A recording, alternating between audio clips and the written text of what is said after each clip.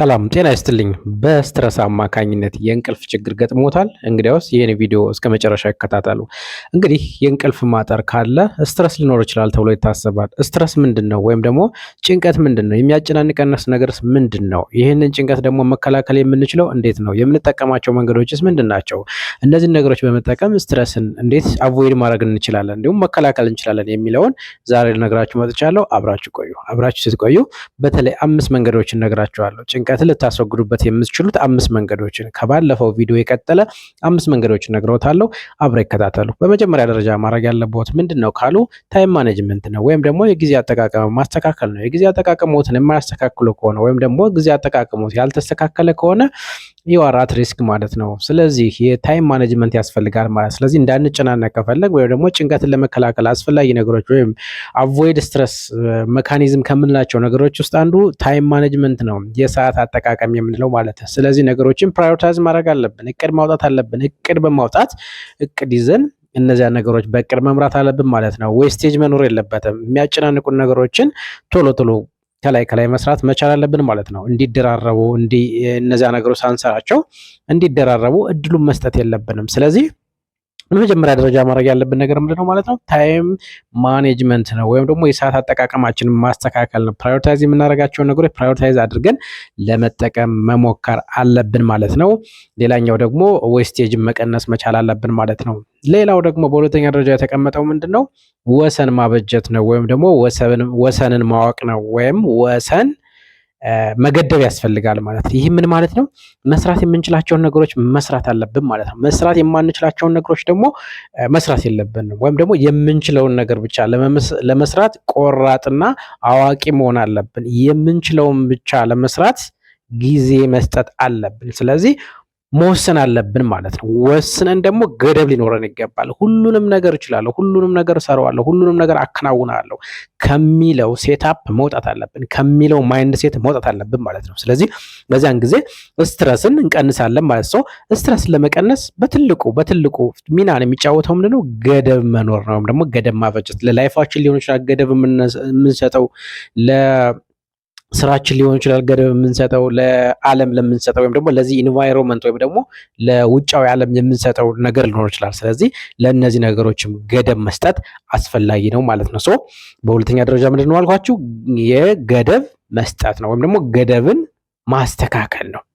የምንሄደው የት ድረስ ነው? የምንሰራው የት ድረስ ነው? መስራት ያለብን የትኛውን ነው? ማንሰራውስ የትኛውን ነው የሚለውን ነገር ገደብ አበጅተን ልናከናውን ይገባል ማለት ነው። በሶስተኛ ደረጃ ደግሞ የተቀመጠው ምንድነው ካላችሁ? ሄልዚ ላይፍ ስታይል ነው፣ ወይም ደግሞ ጤናማ የሆነ የአኗኗር ዘይቤ የምንለው ማለት። ስለዚህ በሶስተኛ እንግዲህ ስትረስን አቮይድ የምናደርግበት መካኒዝም ምንድነው ካላችሁ? ጤናማ የሆነ የአኗኗር ዘይቤ ወይም ደግሞ ሄልዚ ላይፍ ስታይል የምንለው ማለት ነው። ይህ ምን ማለት ነው ካላችሁ? አንድ ሰው በሚኖርበት ጊዜ ጤናማ የአኗኗር ዘይቤ ሊከተል ይገባዋል ማለት ነው። ይህ ከማህበራዊ ግንኙነት አንስቶ እስከ አካላዊ ጤና ድረስ ያሉትን ነገሮች ሰላማዊ ሊያደርጉልን የሚችሉ ነገሮችን መከተል ማለት ነው። ለምሳሌ የአካል ብቃት እንቅስቃሴ ማድረግ፣ አዘውትሮ የአካል እንቅስቃሴ ብቃት ማድረግ ስትረስን አቮይድ ከምናደርግባቸው ነገሮች መካከል አንዱ ነው። ሌላኛው ደግሞ የተመጣጠነ ምግብ መውሰድ። ሌላው ደግሞ ምንድነው ካላችሁ? በቂ ፈሳሽ መውሰድ። በአጠቃላይ ግን ሄልዚ ላይፍ ስታይልን በመከተል ጤናማ የሆነ የአኗኗር ዘይቤን በመከተል ስትረስን አቮይድ ማድረግ እንችላለን፣ መቀነስ እንችላለን፣ ሚኒማይዝ ማድረግ ስለምንችል ማለት። ስለዚህ በሶስተኛ ደረጃ የተቀመጠው ምንድነው? ስትረስን ለመቀነስ የምንጠቀምበት አቮይዳንስ ሜካኒዝም ጤናማ የሆነ የአኗኗር ዘይቤን መከተል ነው ማለት ነው። እንግዲህ ወደ አራተኛው እንሂድ። ወደ አራተኛው አእምሮን ረፍት መስጠት ነው። ለአእምሮ ረፍት መስጠት ነው። ለአእምሮአችን ደግሞ ረፍት የምንሰጠው በተለያዩ ነገሮች ነው። ለምሳሌ የምንወደውን ነገር በማድረግ፣ የምንወደውን ነገር በመስራት፣ የምንወደውን ነገር በመከተል ሊሆን ይችላል ለአእምሮአችን ረፍት የምንሰጠው ማለት ነው። ለአእምሮአችን ረፍት እየሰጠን በሄድን ቁጥር ስትረስ ሚኒማይዝ ይሆናል። ስትረስ በከፍተኛ ሁኔታ ይቀንሳል። ቢኮዝ የምንወደውን ነገር ነው እየተከተልን ያለ ነው። ስለዚህ ለማይንዳችን ሬስት እንሰጠዋለን ማለት ነው። ለማይንዳችን ሬስት ከሰጠነው ደግሞ ይህ ስትረስ ወይም ደግሞ ጭንቀት አቮይድ ይሆናል ወይ ደግሞ ሚኒማይዝ ይሆናል ማለት ነው። ሌላውና አምስተኛው ሶሻል ሰፖርት ነው። ማህበራዊ ግንኙነት አለ። ሶሻል ሰፖርት ወይም ደግሞ ማህበራዊ ግንኙነት ስንል አንድ ሰው ከሚኖርበት አካባቢ ከሚኖርበት መንደር ቀየ ካልቸሩን ቫሊዩን እንዲሁም ደግሞ ሌሎች ነገሮች አካስተም አድርጎ ለምዶ ከሶሳይቲው ጋር ተመሳስሎ መኖርን መለማመድ አለበት። ስለዚህ አምስተኛው ይሄ ነው፣ ሶሻል ሰፖርት የምንለው ወይም ደግሞ ማህበራዊ ግንኙነት ማለት ነው። እሺ ስለዚህ ዛሬ እንግዲህ ስትረስን የምንቀንስባቸውን 5 መንገዶችን ነግሬያችኋለሁ ማለት ነው።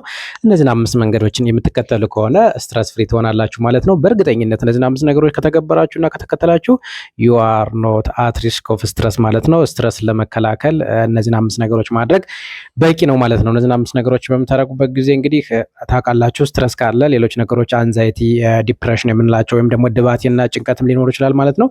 እነዚህ ድባቴና ጭንቀት ካሉ ደግሞ የአእምሮ ጤናም ችግር ሊኖር ይችላል ማለት ነው። የአእምሮ ጤና ችግር እንዳያመጡብን ከፈለግ ደግሞ ይህንን ስትረስ መቀነስ አለብን። ስትረስን አቮይድ ማድረግ አለብን። ስትረስን ካልቀነስና አቮይድ ካላደረግን የአእምሮ ጤና ችግር ሊገጥመን ይችላል ማለት ለምሳሌ እንደ ድባቴ ወይም ደግሞ ዲፕሬሽን እንደምንለው ያም አልፎ ወደ ሜጀር ዲፕሬሲቭ ዲስኦርደር ሊቀየር ይችላል ማለት ነው። ከዚህ በተጨማሪ ደግሞ ሌሎች አጋላጭ ነገሮች ሊከሰቱ ይችላሉ።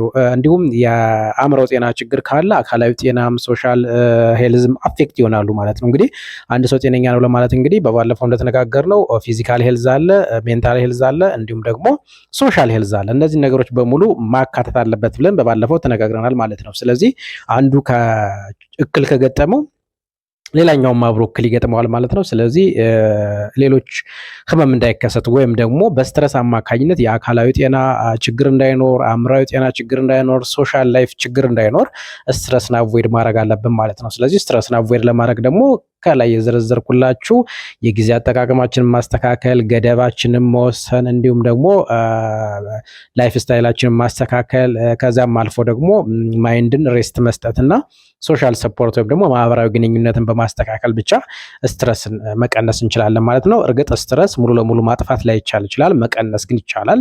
ስለዚህ ስትረስን መቀነስ የምንችልባቸው መንገዶች ደግሞ ሞር ኦፍ እነዚህ ናቸው ማለት ነው። እነዚህን ነገሮች መተግበር አይርሱ ማለት ፈልጋለሁ ማለት ነው። በስተመጨረሻም እንግዲህ ለዚህ ቻናል አስተያየት ካላችሁ፣ ጥያቄ ካላችሁ፣ እንዲሁም ደግሞ ማንኛውንም ጥያቄ መጠየቁ ካላችሁ ኮመንት ሴክሽኑ ላይ መጠየቅ ትችላላችሁ።